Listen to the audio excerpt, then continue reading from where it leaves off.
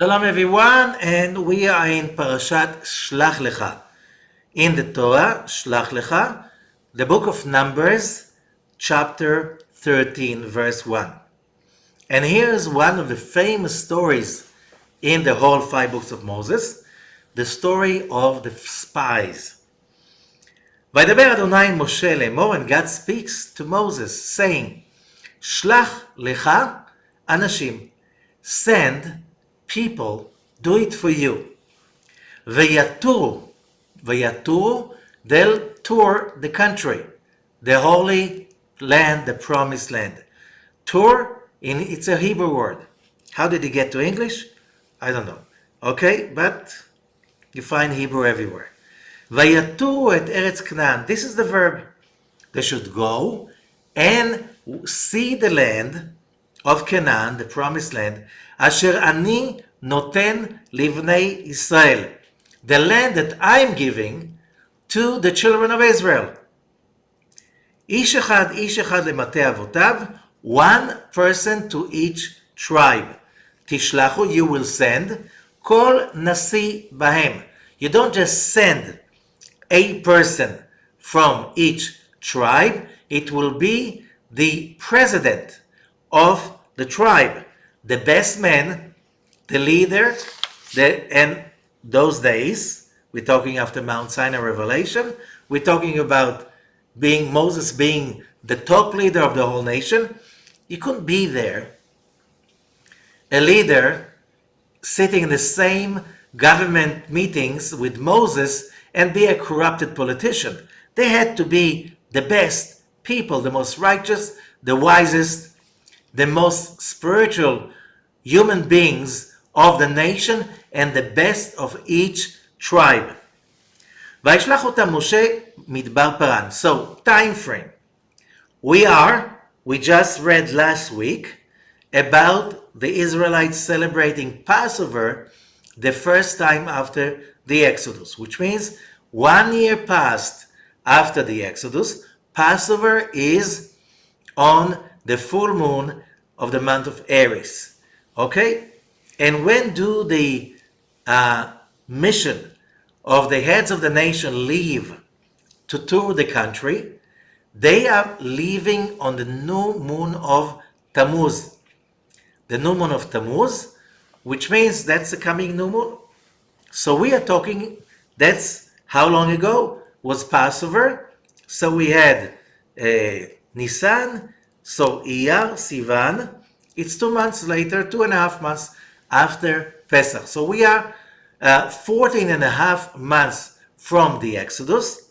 We experience Mount Sinai revelation. We experience the sin of the golden calf. We made teshuvah. We built the tabernacle. We celebrated the tabernacle. And then we celebrated Passover 2 weeks later in the new dedicated tabernacle. And now we are standing in front of the promised land.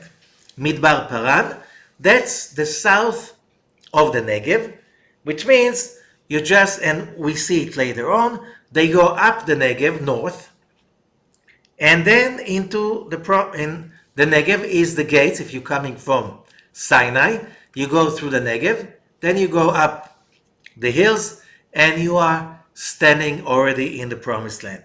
Okay, what is the Negev? That's the southern desert of Israel. Okay, so here are the names of all those men by the tribe. Veleshmotam, these are the names. Lemate Reuven, the tribe of Reuven. Shamua ben Zakur. Lemate Shimon, Shafat ben Chori. Lemate Yehuda, Caleb ben Yefune. Lemate Issachar.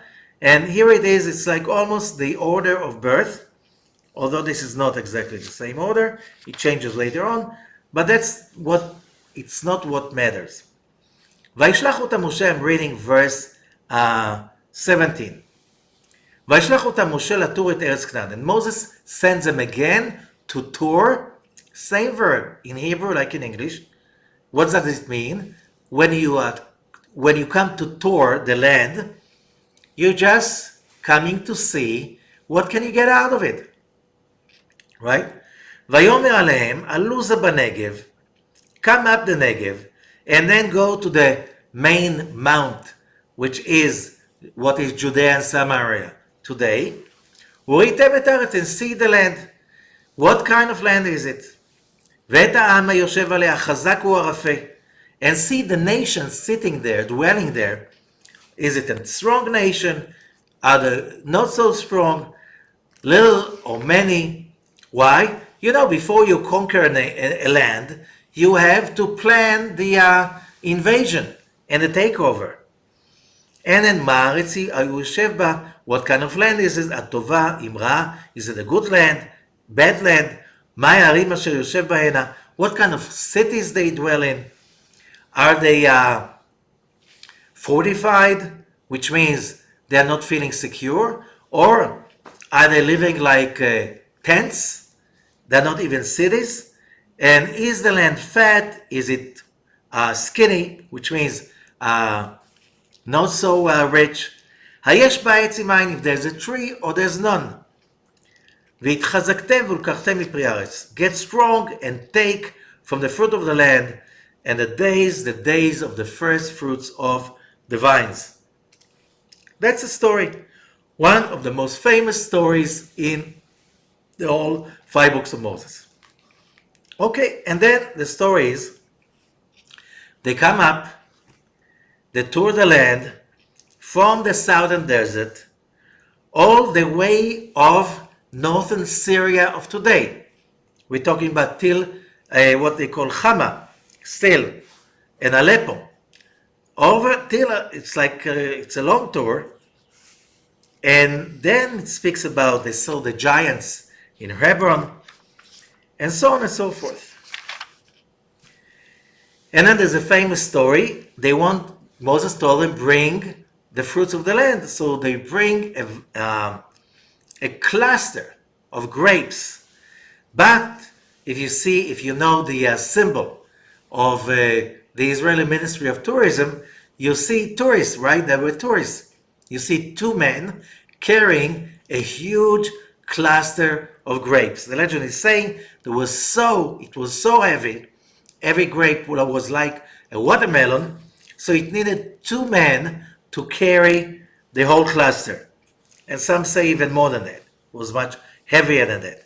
Okay, they come back. I won't go into the details, you can read it yourself, because we need to what's in it for us today. We're not reading stories of some ancient times. We're reading about something about us today. So they come back, verse 27, ויספרו לו ויאמרו, and they tell Moses what they seen. באנו אל הארץ אשר שלחתנו, we came to the land that you sent us to, וגם זבת חלב ודבש היא. This is a land of milk and honey, true. And that's the fruit. Ephes, however. It is, how I like you. And then comes, but, however. Oh, the Zohar says, when you want to tell a lie, you start with something true. Why? The Hebrew word for a lie, sheker, starts, says the Zohar, with the letter shin. The letter shin is a symbol of truth, because the letter shin is made of 3 vavs. 3 times the letter vav, 3 times the letter vav is 6, 3 times is 18. Chai, the essence of life. Truth is when the essence of life can flow. But after the letter shin, in the word sheker, comes the letter kufresh. Then come the freezing of the truth. Kufresh means cold. Okay? And that's why the letter shin, the story about the creation of the universe, and when the letter shin came to God, it said, I am such an amazing letter. Create the universe with me. And God said, no, I can't, because the letter kufresh are hiding behind you. And that's what a lie is about. If it's such a terrible lie without any truth in it, nobody will believe in it. So that's not a lie. That's just a legend. That's just a joke. Okay, it becomes a lie when there's a chance that people will believe in it. Okay, so here comes, however, but כי אז העם היושב בארץ, וערים בצורות גדולות מאוד. The people living in this country, they're very strong, and the cities are very, very fortified. And we saw giants. Also over there, it's not regular people, they're giants. Okay? Who said that? From the 12, the Torah is teaching us, 10 of them said all of these horrible stuff. 2 of them said, that's verse 31, ואנשים אשר עלו עמו אמרו, לא נוכל לעלות על הארץ כי חזק הוא ממנו. Oh, these 10 said, we cannot conquer the land. Why? Because the nation is too strong. They're stronger than us. ויוציאו, and verse 32, ויוציאו דיבת הארץ אשר תרו אותה. And now they spoke, they badmouth, they spoke lies about the land that they just toured. And they said, Eretz ochelet yoshvea. This is a land that consumes its inhabitants.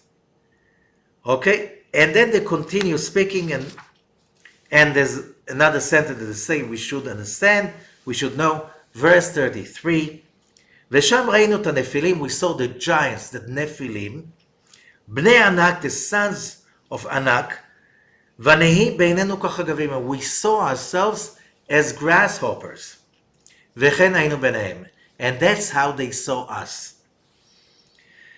Okay, we're talking about the most righteous people on earth, which means who can sit together daily, government meetings with Moses, and not being a spiritual, elevated human being. You had to. The best. And that's how you speak. Just think about it. A year and a few months ago, they saw how God promised them liberty, and they saw the strongest empire on earth falling in front of them and being basically broken into pieces. Okay?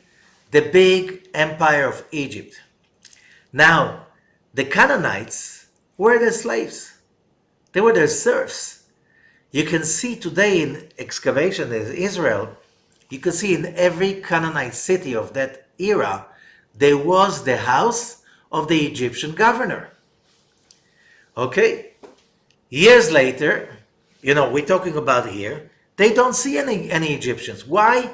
The Egyptians were plagued so much, they had to retreat from Canaan. So now, if we won the battle against the master, can't we win against the slaves, the servants? How could you think something like this? The biggest empire, a big organized empire, Egypt, which was a big country, big population, and now you want to fight against a land that is so much not populated. On one hand, it's a land with little city-states, and from what we know today from excavations, during that time, all of these big cities they speak about, they were little fortresses relatively to Egypt. How can they say they're stronger than us? Here we're talking about an organized army of 12 tribes unified under one flag of Moses. Can't we just finish them? How could you think something like this? And the answer is, we saw ourselves as grasshoppers, and so they saw us. Which means, we learn a very simple rule. Quantum mechanics. The way you measure your reality, that's how it's going to behave towards you. If you come up and you think about yourself that you're small, incapable, and so on and so on and so forth, and as a victim, the whole world is going to treat you as one. However, if you're going to see yourself, behave as a winner, the whole world is going to treat you as a winner. And that's the beginning of the story of understanding the message for us. Chapter 14, ותישא כל העדה ויתנו את כולם. So just to complete it, Joshua and Caleb, there were 2 of the 12. Joshua was the head of the tribe of Ephraim. Caleb was the president of the tribe of Judah. Okay, they both said, don't listen to these people. They have no idea.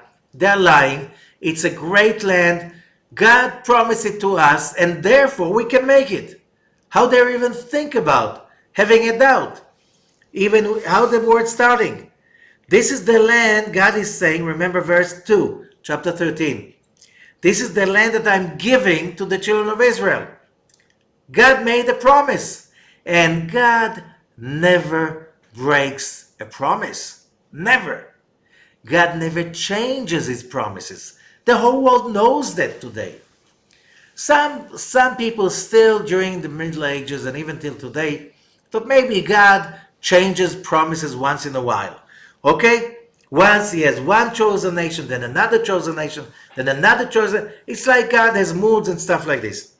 But it says really clear in the Bible, right? In the Tanakh, כי לא מחשבותיי מחשבותיכם, my thoughts are not like yours. Don't even think to compare your thoughts to mine. And don't even think that I change. As it says in the book of Malachi, אני השם לא שניתי. I'm God, I never change.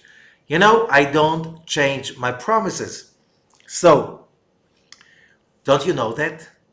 Haven't you seen that? 10 plagues, there's no Egypt.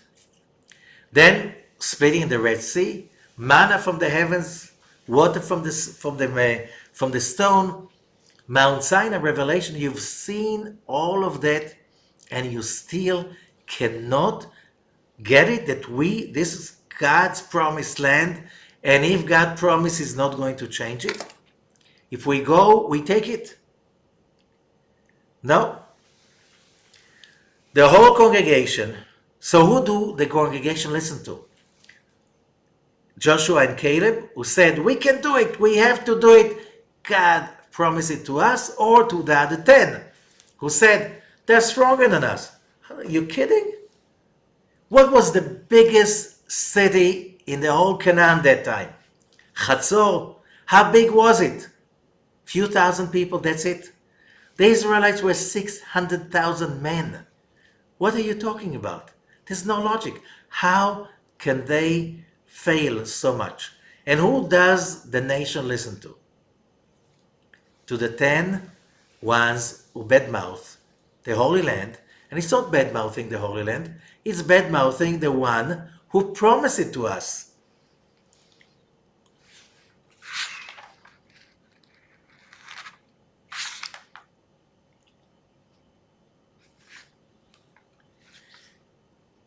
ותישא כל העדה, so as we said, chapter 14, verse 1, ותישא כל העדה, and the whole congregation, which means the whole nation, raise their voice, ויתנו את כולם ויבכו העם בלילה, and all of them, the whole nation cried for the whole night.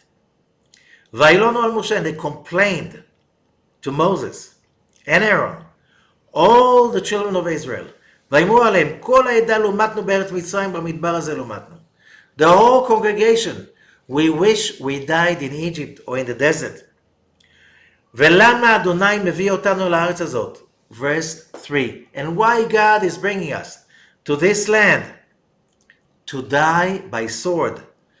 Our women, our children, all of them are going to be the spoils of the war. It's better to go back to Egypt. Why? It was so wonderful in Egypt, right?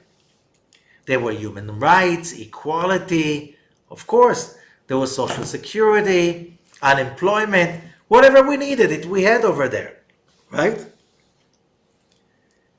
ויאמרו איש אל אחיו, verse 4, and they spoke to each other, ניתנה ראש ונשובה מצרימה. Let's get ourselves a new leader and go back to Egypt. It was amazing in Egypt. Verse 5. ויפול משה ואהרון על פניהם לפני כל קהל עדת בני ישראל. And Moses and Aaron fell over their faces in front of the nation. Hard words. And then Joshua and Caleb tore their clothes and they spoke to the congregation saying, the land is very good. And then the most important thing, verse 8. Im chafetz banu Adonai, if God wants us, והביא אותנו לארץ הזאת, and he brought us to this land.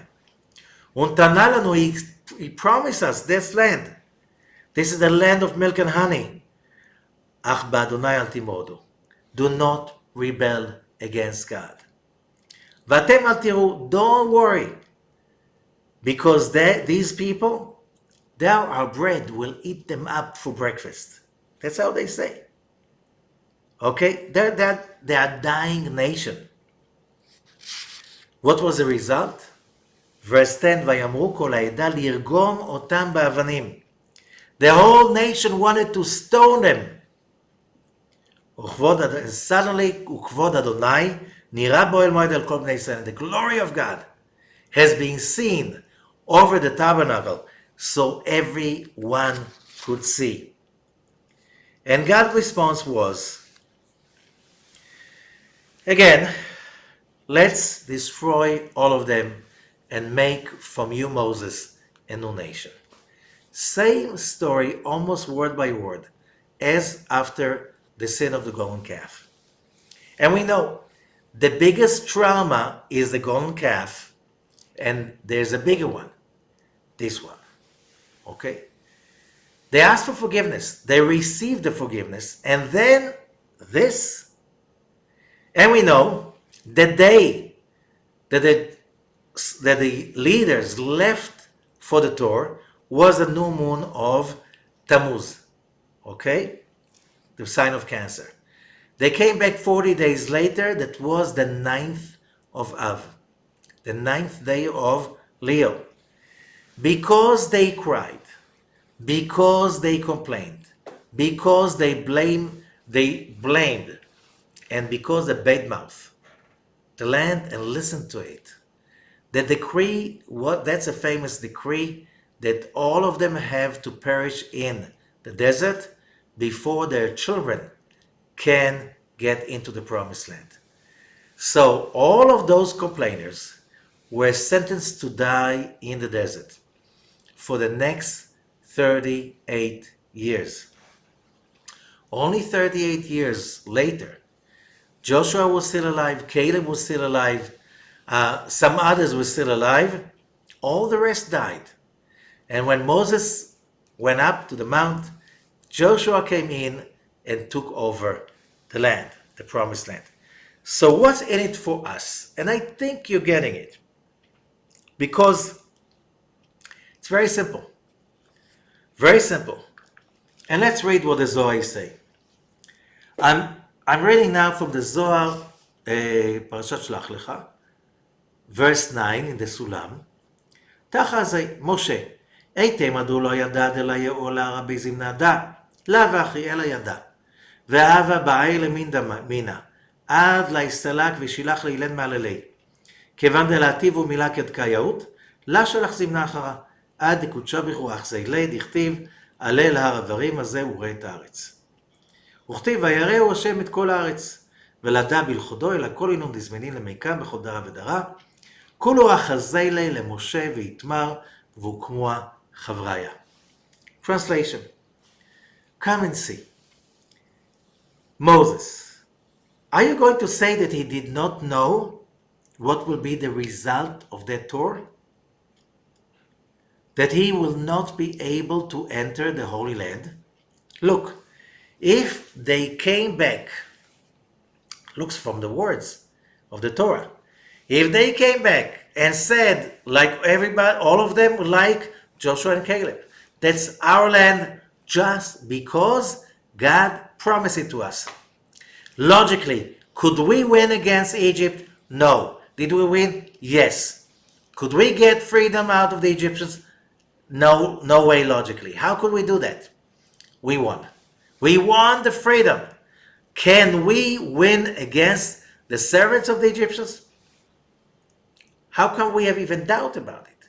Let's do it. If all 12 said it, and the whole nation said, yes, let's do it, then all the people would come in with Moses. And that will be the Mashiach. Okay, building the Beit HaMikdash, the temple in Jerusalem, then the Mashiach will come to the whole world. And the 9th of Av would have become the greatest day, the day of the final redemption. And the redemption will spread to the whole of humanity. Okay? What did Moses think? And the Zohar says, he knew we are not ready. That was just to show that it's not the time yet. How do we know? We continue verse 10. Kevan she'itchil, I didn't finish translating, I'm sorry. Elayada, Moses knew, but he still wanted to taste the Holy Land before he leaves. And he sent those spies. Since they did not bring the right answer, he didn't try again. Till the time that the Creator showed it to him. How do we know? When it says just, I'm talking 38 years later, that right now, Moses and the whole nation standing there across the river Jordan in front of Jericho. And Moses goes up to the mount, as you read at the end of the book of Deuteronomy. And then it says that God showed him the land. Not just that he showed him. He didn't just show him the land of that day. He showed him all the leaders that are going. He showed him all the future generations to come. All of them. And we already spoke about it. He didn't just see, and it says, he saw the land of Judah and Ephraim. There was no land of Judah yet. Today we call it Judea, Samaria, and so on. Today, wherever you go like every region in Israel, the name is like the names that were after Joshua divided the land. So, when you want to know what's the district or the county, the area south of Tel Aviv, all the way to Jerusalem, that's the plains of Judah, and that's the mountains of Judah. Why? That's the way Joshua divided. If you go north of Jerusalem, then you have Moetzet Binyamin. Why? Benjamin. That was his. When you speak about Tel Aviv metropolitan, it's called Gush Dan. Why Dan? Because that was the tribe of Dan. Most of the area that is today metropolitan Tel Aviv is the area that the tribe of Dan received from Joshua. Still today, it's called Dan. And the bus company is called Dan. Why? That's a place. So you go north, it's a Menashe, and when you go to the valley of Zevulun and Ramat Issachar, the plain, the heights of Issachar, it's the same names like it was since the time of Joshua. But we're talking about Moses. He didn't know about it yet. How could he see all of that division? To show us, he saw beyond time and space. He saw everything. Okay? So he knew everything. So that's what the Zohar is saying. So he didn't know that trees or not. He didn't know it's a rich country or not. What was there all of these questions about? כיוון שהתחיל משה לשלוח מאמר להם. And then he asked them, is there a tree? I say it every year. 100 years ago, there were no trees. The Arabs, and then especially the Ottoman government, they cut all the trees in order to supply wood for the war machine against the British and so on and so forth. There were no trees left. So what did we do? We went somewhere else? No, there's JNF, and we planted trees. Millions and millions and millions of trees. And we're still planting trees. Till you can see with the satellite photo of the land of Israel, you can see the borders. Why? Till the borders is green, and then the other side of the border, it is yellow. Why? Here we plant trees, over there, nobody planted trees. Just cut them off. So, we planted trees. Why do we have to know? But here, remember, Moses is asking if there is a tree. And we already learned. When we're speaking about a tree, we're talking about the tree of life. And so, Moses didn't know if he could see the land beyond time and space. He couldn't see if there are trees or not. And if there are no trees, so he plant trees. This is the promised land. Okay? But Moses said, if there is the tree of life, I know I can come with them into the land and bring the Messiah.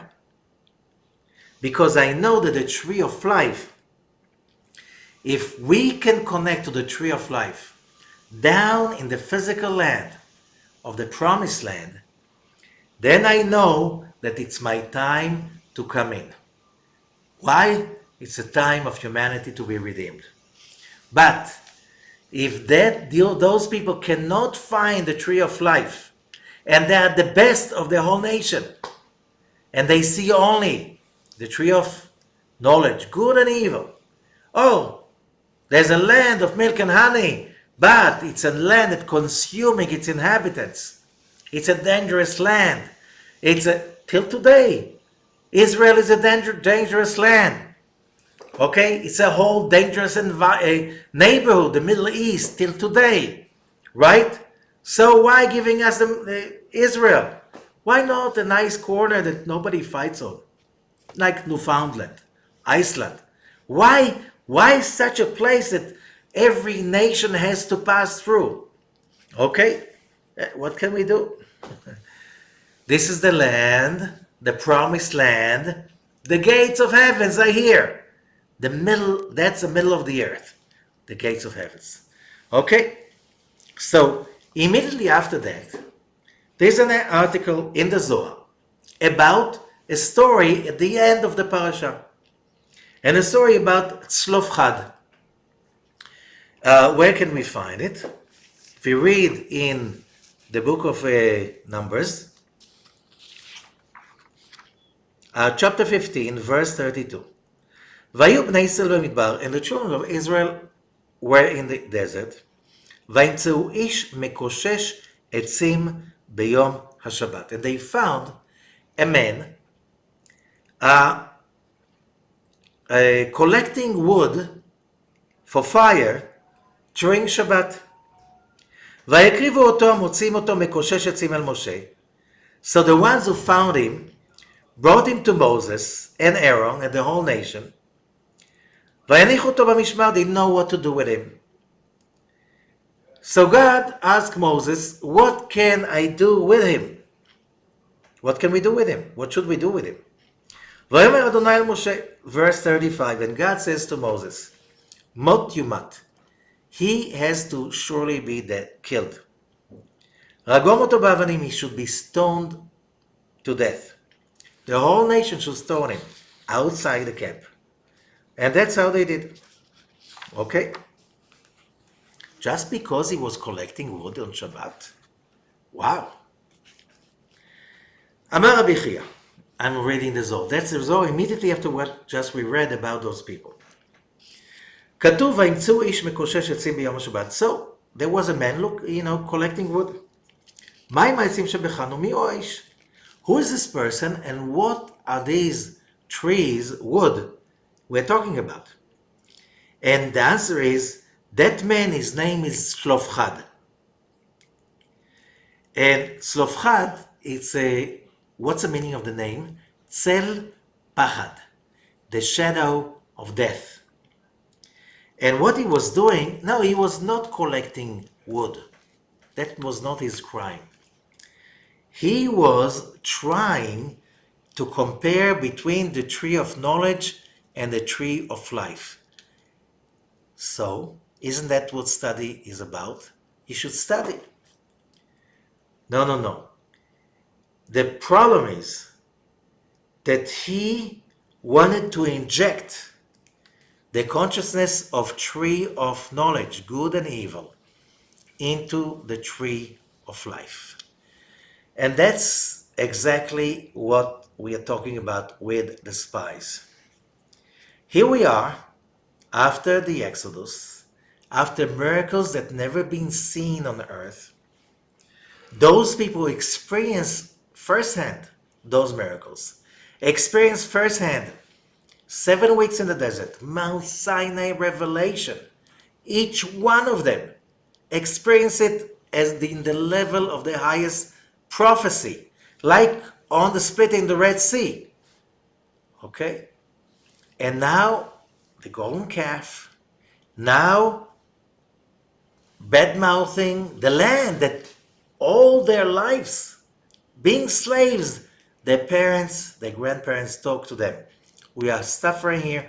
One day we'll be delivered and we go to the land of Abraham, Isaac, and Jacob. We're going to come to the promised land. Hold on. Soon enough we'll be redeemed. And now you're facing the promised land, and that's how you behave. That's injecting the tree of knowledge, which means you're getting that present that is called the Holy Land, the land of the tree of life, and you are starting to judge it like it was a normal land. You already experienced magic, prophecy. You already experienced that there's a heaven on earth, being with Moses every day, learning, having manna every day. It's a food that doesn't give you high sugar, triglycerides, all of that stuff that heals you physically, mentally, lets you come to a place of such a spiritual elevation that you can see the words, and now you have what? Just complaints? That's like basically going into a place of the tree of life and contaminating it with tree of knowledge. Is it good? Is it bad? I don't know. I think about it. Hello? I thought you graduated already the school of the tree of life. The Torah is the tree of life to the ones who are holding on, and you were the best. You were the heads of the nation. How come you in that place? So,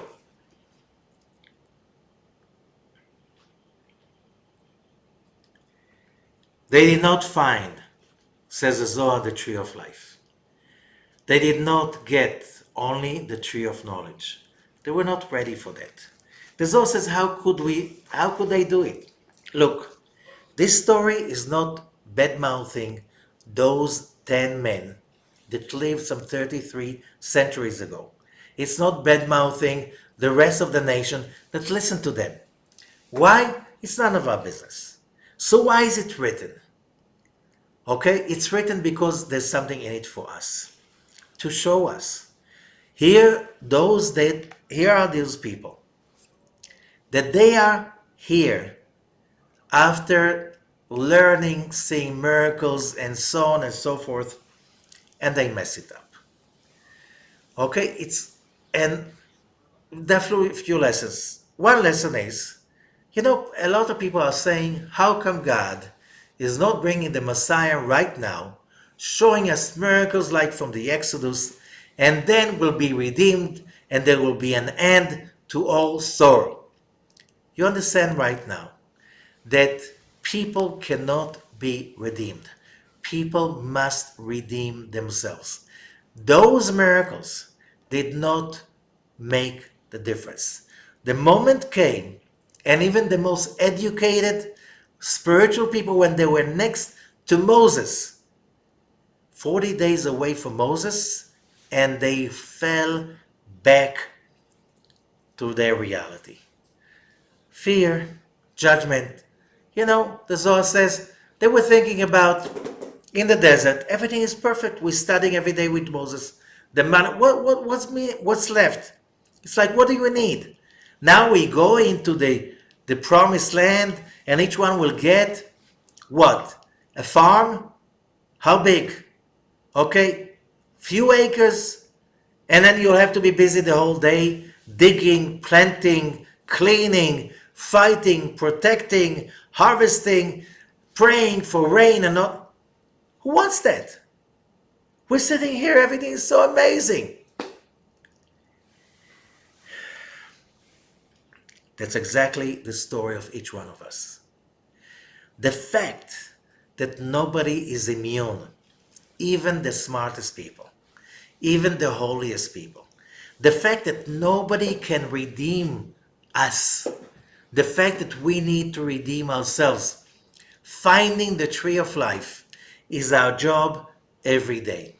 Every day we get up and the promised land is in front of us. What's the promised land? Whatever God gave to you, which means wherever you are, whatever you are. People are asking me, you lived in so many places and so many cities, and where's the best place? And I said, you know what I learned? The best place is where I am. Why? Because that's where I have to make the difference. Where I was, I don't know if I made a difference, if I did it right or not. That's none of my business right now. Right now, wherever I am, that's my promised land. Why? Because I woke up in the morning to this place, to this world, to this day, to the opportunity of the days, and I have to appreciate that whatever I'm given, that's the best. You know what? There's nothing else. So the moment I'm starting to say, oh, this is the promised land, let us check if it's good enough. What are you doing? I'm telling you, it's good enough, okay? Now, how do you go about finding the tree of life in the place that you are at right now? If you can't find the tree of life, the Zohar says you start bad-mouth. You're not bad-mouthing the land. What Joshua and Caleb said, you're bad-mouthing God. You're bad-mouthing His creation. You're saying that's not fair. It's not right. It's evil. I shouldn't get it. What are you saying in that moment? I'm not ready to deal with reality. I'm not ready to deal with my challenges. I'm not taking responsibility. Why committing suicide is considered to be one of the worst sins? How can you tell somebody he's dead already? How can you say that's a sin? Because committing suicide is basically claiming, announcing that you can't handle life. And if we are facing pain, suffering, that's the promised land. And I have to say that's the best, and we're going to win with that because I have no other chance. I don't have another life to win over. I don't have another game to play. That's a game, that's a life, that's a land. It's given to me by the Creator, and I have the ability and the power to find the tree of life in the midst of whatever has happened to me. Is it easy? No, but we didn't want it easy. Easy comes, easy goes. You want to redeem yourself? Nobody can redeem you. You have to face it, and you have to say, that's what God gives me. This is the opportunity, and I don't have any other option. And if I say to myself, I train myself, it's the best. It's a blessing in disguise, because it is. Because the moment, when do I really feel good about life and about myself? When I overcome the obstacles, when I overcome the desire to blame, to give up, to be a victim.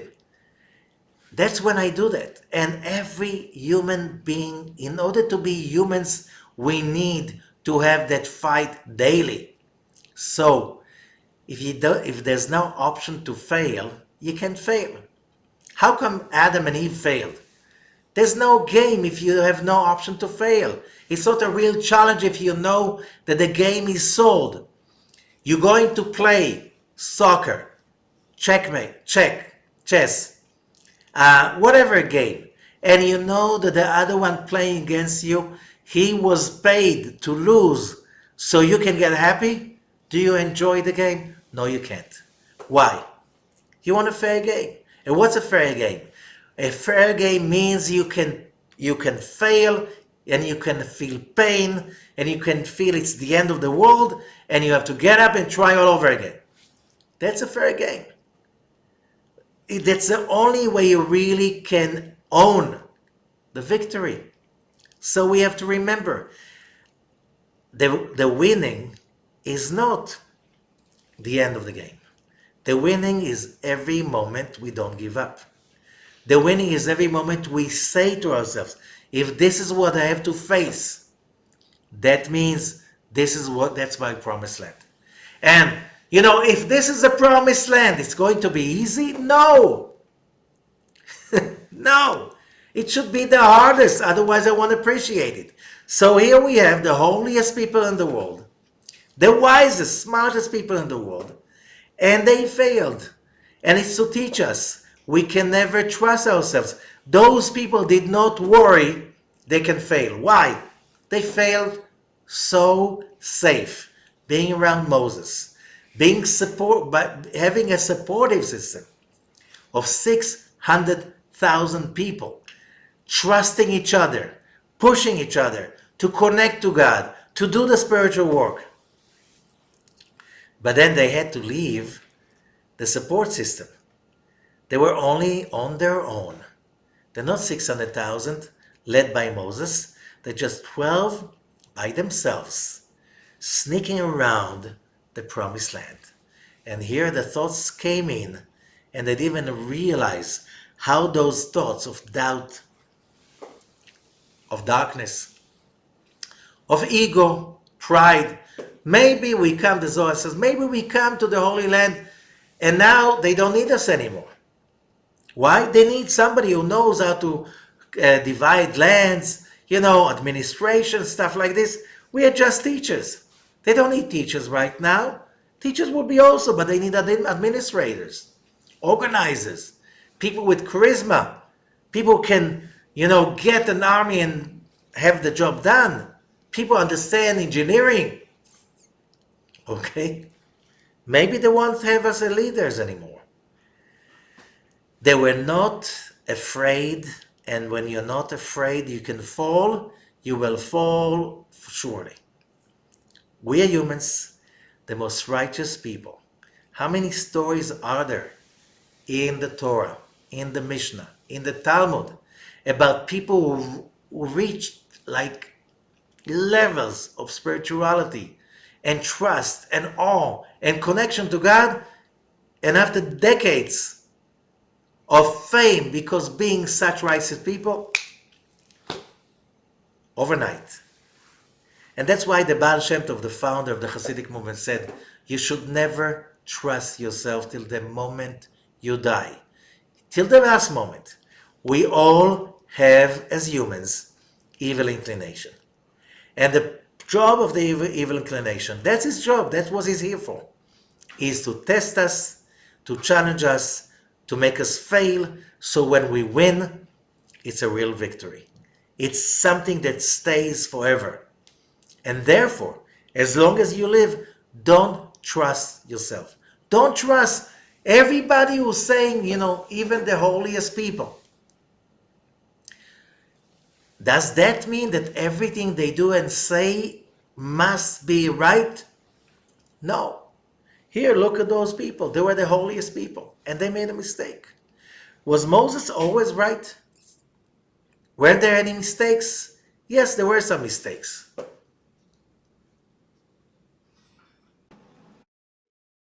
So, as I said, the whole purpose of this story is just to teach us that we're human beings. We cannot trust blindly other people. We have to do the job. We cannot hand over the job to somebody else. Why? Because humans make mistakes, and even the most holy, perfect, wise people, they also make mistakes. So we cannot follow blindly other people. Basically, the people can redeem ourselves is only ourselves. And therefore, we have to take full responsibility for what we think, what we say, what we feel. Being just complaining about anything, this is bad mouthing the Creator Himself. That's how dangerous it is. If you see something wrong, fix it. If you can't fix it, try. If you can't, try again. That's what being human is about. Okay, and how do we know that? If we continue reading the parasha, yes, God is saying, let's kill them all. We've been in that movie already. Okay? And then Moses is answering because that's Moses' test. Why? Rabbi Isaac Luria is teaching us, the Arizal, that he was a reincarnation of Noah. And Noah, he heard the whole the whole world is going to die by the flood, is going to be saved. So he was Noah comfortable in Hebrew. He cried and prayed to God after the flood. God, how come you do that? And God said, now you're crying. Why didn't you cry and pray beforehand? You'll have another opportunity. And he comes as Moses. And now his second chance. And Moses, what is Moses saying to God? I can't believe you're going to kill them all. What the whole world is like, you have a project. And the project is to show the whole world your glory so people will start believing in themselves, in their souls, in holiness, in the tree of life. And now what's going to happen with that project? I can't believe it, you're going to do that.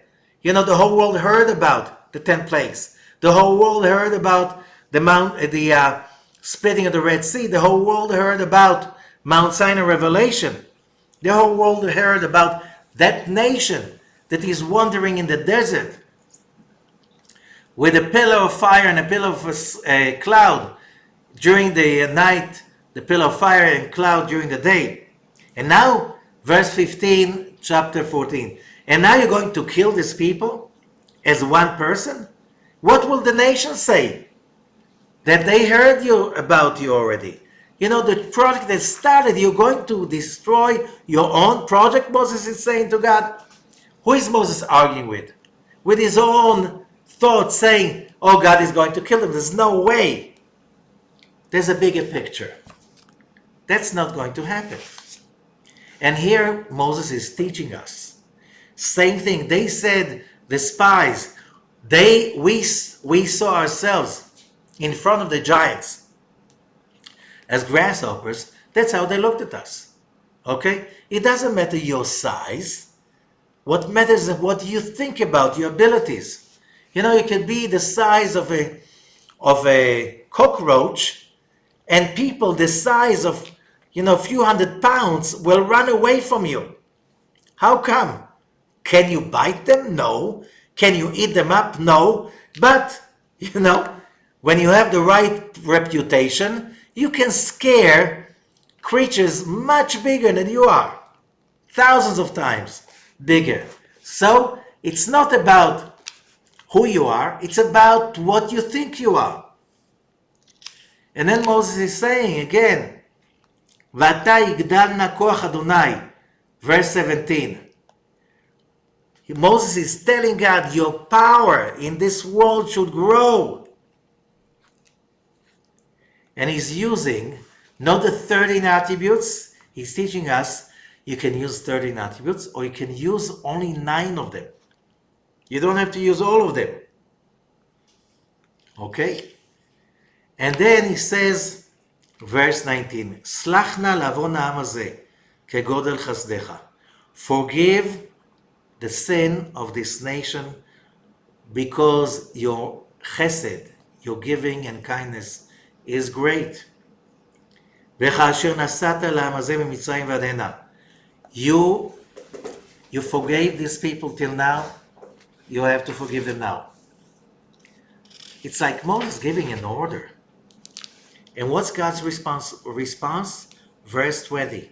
Vayomer Adonai salachti kidvarecha. And God said, I forgave as you say. Which means, that easy? This verse is being used in the Slichot of Yom Kippur 26 times. 13 attributes, and then and God said, Salachti kidvarecha. Here, basically, the Torah is giving us a tool. It does not matter how far we go. We are God's creatures. We are the souls of God. We are sparks of God, and He will never cast us away forever. Just go to the book of Samuel 1, chapter 14, verse 14. The Arizal is bringing it. Ki lo idach mimeno nidach. No one will ever be cast away forever. Why? Remember, monotheism is about there's one God and there's nothing but God. So, where is evil coming from? That's the illusion that we are separated from God, because only when we have that illusion we can earn our godliness and we can earn our reconnection to our source. We have to earn it. Why? We are created in the image of God, remember, and therefore we cannot get free gifts. You can't find happy, selfish people. You can't find happy, lazy people. You can't find happy, needy, addicted people. You need to get it by yourself. And if you didn't get it now, it's a next time. It's another month, another year, and maybe another lifetime till you decide. There's no other way. You have to go and get it. And you have to be convinced and certain that the more you want it, God wants it, but He cannot do it for you. He just will give you the opportunities. He will give you the challenges till you decide and say, I want, I will, and I can. And how much suffering we have to go through till we say, I do. That's the most important thing, saying I do. I do take the challenge. And here's the, and God says, I forgave. Just, it's like God threw the ball to Moses so he has a home run. That's what it is. Who has the most joy when you hit home run? Your parents, right? And who is our parents? Who is our father? Who's our eternal mother? That's God. Okay, but then came the decree that those people who were complaining, they can't come to the Holy Land. They'll have to die in the desert for the next 38 anniversaries of the event. 40 anniversaries. במדבר הזה יפלו פגריכם, in this desert, your dead corpse will fall. And then you come to the Holy Land. After such a terrible day, such a terrible time, they died, okay? The 10 people died on the spot. The rest died over 40 years, okay? However, chapter 15, verse 1, וידבר אדוני עם משה לאמור, and God speaks to Moses saying, דבר על בני ישראל, speak to the children of Israel, ואמרת להם, and tell them, כי תבואו אל ארץ מושבותיכם, when you come to the land that you will settle in, that I'm giving you, אשר אני נותן לכם, and you do this and this and this and this. It's like, what's God about? Business as usual. I didn't change my promises. I just think that you're not ready to get the promise, so you'll have to work for it even farther. But the promise hasn't been changed. Business as usual. Then verse 17, וידבר אדוני עם משה לאמור, דבר בני ישראל ואמרת להם, בבואכם אל הארץ אשר אני מביא אתכם שמה, when you come into the land that I bring you there. Okay? It's so obvious. It's like, on one hand, our mistakes, our sins. On the other hand, God continues to promise, and God's promises can never be changed. And then, if you didn't understand it, verse 20, in chapter 15, verse 25.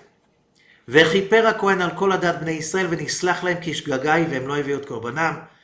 If the nation of Israel is making a bad mistake and they all sin, and the Kohen will help them atone for their sins. ונסלח לכל עדת בני ישראל. Verse 26, this is also being used on Yom Kippur. And it will be forgiven for the whole congregation of the children of Israel, ולגר הגר בתוכם, and the ones who live amongst them. Okay? And it's again, it adds up again and again. It's all about that promise. And that's why this is a very powerful parasha. The power of this parasha, we are humans, we make mistakes, we fall. But the test is, as usual, how do we get up? How do we realize that God is waiting there? Okay, get up. Our biggest, most powerful, loving coach is the Creator Himself. These are the verses we just read. Get up, I'll forgive you. Try again. Do it again. Yes, you can do it. Yes, you can do it. Here you see, that's hard. Do it. Move on.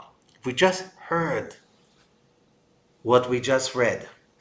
This is the coaching materials that will finally, sooner or later, make all of us winners.